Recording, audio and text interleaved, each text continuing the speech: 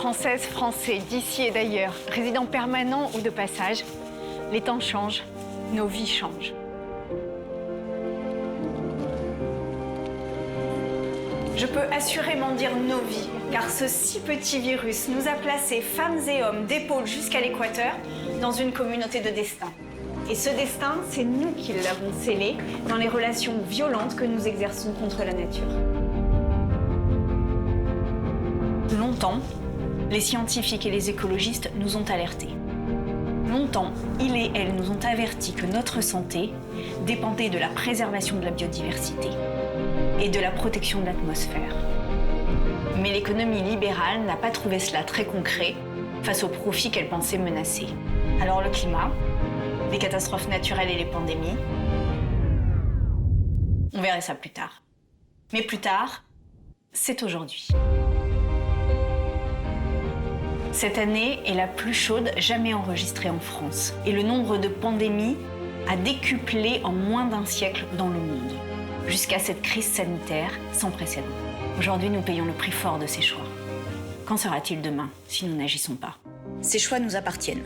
Ils sont politiques. Au cœur du désastre annoncé, le président de la République a confirmé les siens. Réautoriser les pesticides tueurs d'abeilles. Accélérer la mise en place de la 5G très consommatrice de carbone et enterrer les propositions de la Convention citoyenne pour le climat. Je crois qu'il est vraiment temps pour nous de porter d'autres voix. Oui, les temps changent. Il est temps d'orienter nos politiques publiques à l'aune de leurs conséquences sur l'environnement et la nature. Nous voulons réguler pour partager les biens communs. Nous voulons anticiper pour protéger notre santé. Oui, nous voulons être le moteur d'un nouveau modèle de société créateur de bien vivre. Oui, les temps changent. Par cette épidémie, nous avons mesuré l'importance des personnes invisibilisées et précarisées. Nous avons apprécié la valeur du service public et de ses fonctionnaires. Nous avons mesuré aussi tout l'apport des saisonniers étrangers pour nos récoltes françaises. Finalement, ce virus qui nous couvre de masques en aura réussi à faire tomber un. Celui du progressisme, dont le président de la République a affublé son projet, qui, en même temps, méprise celles et ceux qui, selon ses propres termes, ne sont rien.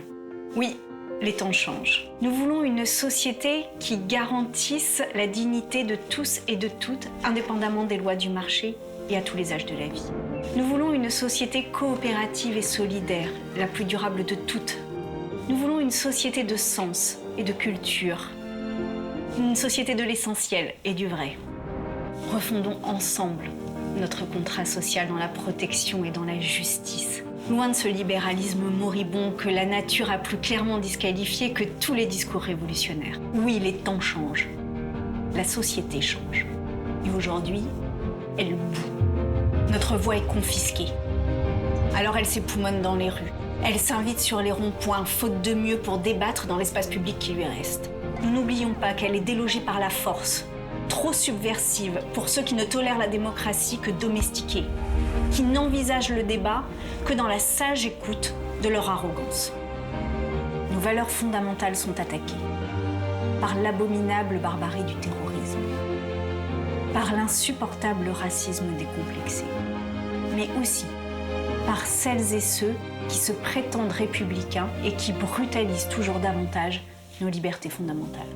Nous n'oublions pas que le premier état d'urgence terroriste a d'abord servi, en 2015, à assigner à résidence des militants écologistes durant la COP21.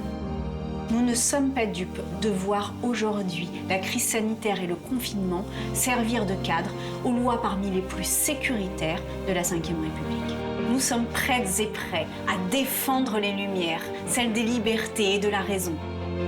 Oui, nous sommes prêtes et prêts à lutter contre toutes les discriminations et les dominations symboliques et réelles sur lesquelles notre société s'est construite. Nous voulons une République fidèle à ses valeurs, exigeante avec elle-même. Nous voulons une démocratie au cœur battant où le débat s'organise sans contrainte dans sa souveraine manifestation. Nous sommes mobilisés, nous sommes déterminés, nous sommes innombrables.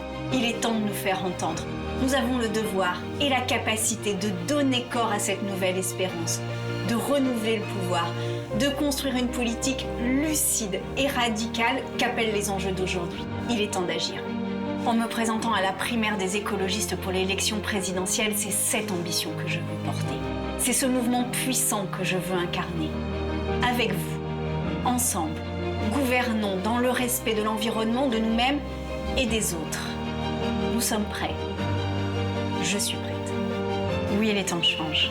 Et ce n'est vraiment que le début. Je vous souhaite une belle et heureuse année, faite de joie et de combats partagés.